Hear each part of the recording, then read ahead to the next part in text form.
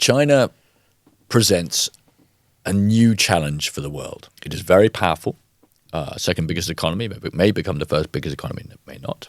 It is autocratic. It is a technological superpower, no doubt about that. And it is expansionist. And if you're sitting in Delhi, you know that better than if you're sitting in the UK. Well, in the UK, China has big impact, but it also has even bigger impact in India, where you share such a long border. Many of the global problems can't be solved without China.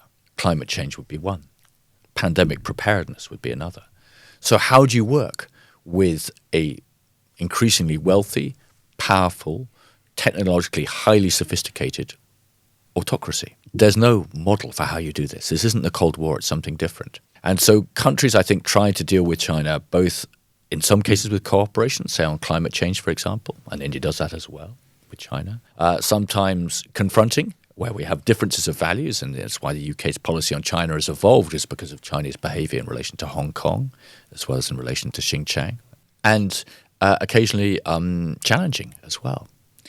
So this is a shared endeavour, and I think the UK and India share that endeavour. Now, it's a great time to be Indian, in my view, because you have this fantastic opportunity ahead of you over the next generation. I feel that urgency as well in India about, this is a great moment for India. But you're doing it in a context which is not benign, where you have greater challenges to open free trade in the Indo-Pacific. And, the Indo-Pacific will be the centre of the world over the next 50 years or so. And how do you do that? Well, you think you do that with more friends. If we've learnt one thing from the Russian invasion of Ukraine, which we happily talk about, you need friends. Ukraine has friends. Russia doesn't really.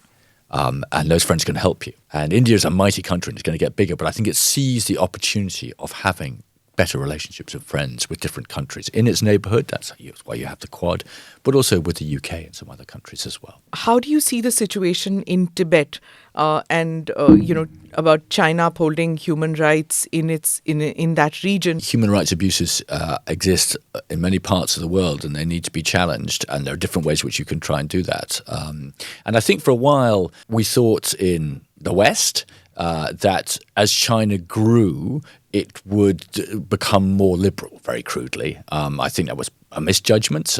It was a misjudgment which many countries made, and it's turned out not to be the case, at least under Xi Jinping.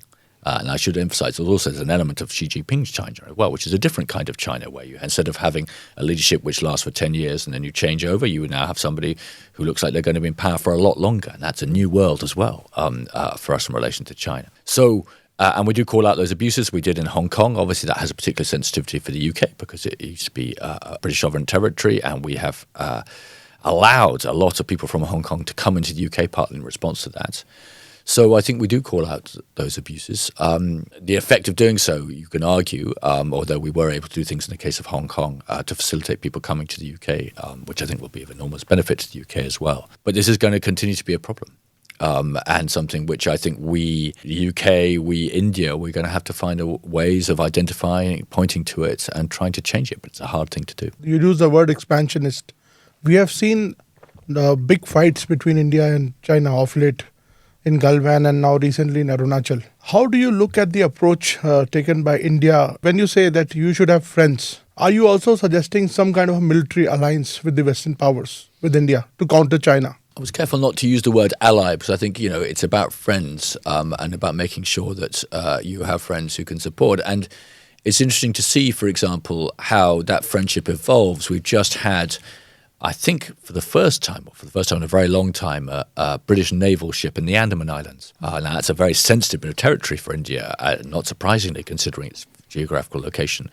But I think there's great interest of more cooperation between the Indian Navy and the UK Navy. We saw that when we bought their aircraft carrier here in October 2021 with a sort of multinational supporting ships as well. And more work on maritime domain awareness, for example, more understanding of what's going on in the wider Indian Ocean is something which the UK and India are working together closely on. I think the land situation is a bit different, and India, very experienced in dealing with the land situation, I think tends to tackle that itself. But we are all, in our different ways, having to work out what do you do with the Xi Jinping China. At some points you are working together. We do work together in some areas. I don't want to dismiss that. But it's a different world. And I think the world I started in diplomacy in 1990, so that's when I joined the Foreign Service, just after the collapse of the Berlin Wall, was an incredibly optimistic time. And I think we are in more of an era of realpolitik and of great power competition than we were then.